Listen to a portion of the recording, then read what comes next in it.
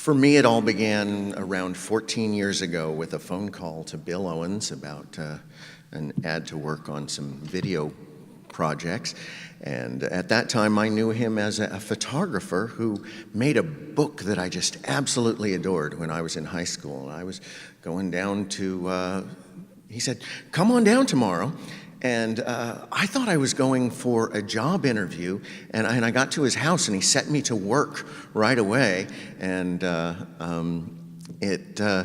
know, the more time went on, the more the job kind of morphed from photography into distilling. And you know, he summed it up quite succinctly one day when he was headed off to a wine and cheese opening with people with fancy shoes, and he said, "You know, I like hanging out with distillers."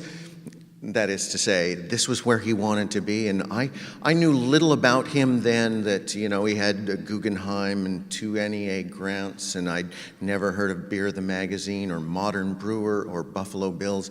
Learned all about that along the way, and it's a man of many talents, but most of which is probably that he has the ability to bring people together. And we're all here today because of Bill Owens, and I'd like a big round of applause for Bill Owens.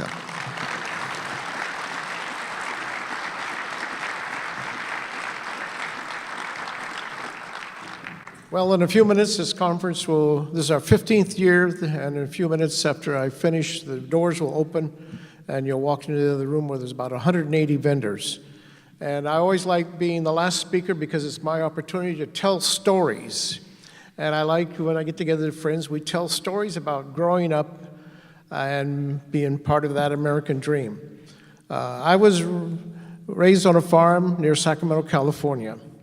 And when I was 15 years old in the summertime, I'd change the water sprinklers. And of course, there was a local church, and my folks sent me to Bible school. And at Bible school, you learned that Jesus could turn water into wine. So I come back from Bible school, and I go and get the neighbor kid, Keith, and I said, "Keith, let's make some wine." And so Keith, "Yeah, let's do it." So the back of the house had a grape arbor, so we go get a wheelbarrow, fill it with grapes, and head out to the barn.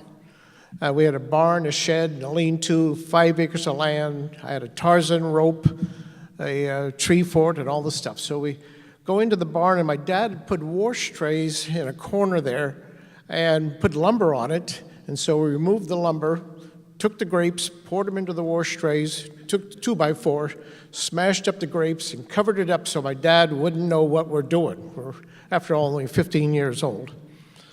And a couple months go by, and I go get Keith, "Come on, let's go drink our wine." So we go back out to the barn, take the lumber off, and we look down into the trays, and it's got a green mold on it.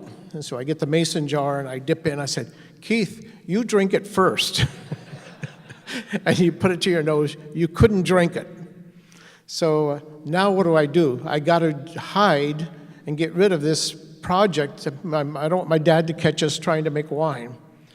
So we drained the fluid, whatever it was, into 2 buckets, and I carry it out to the pasture, pour that out in the pasture.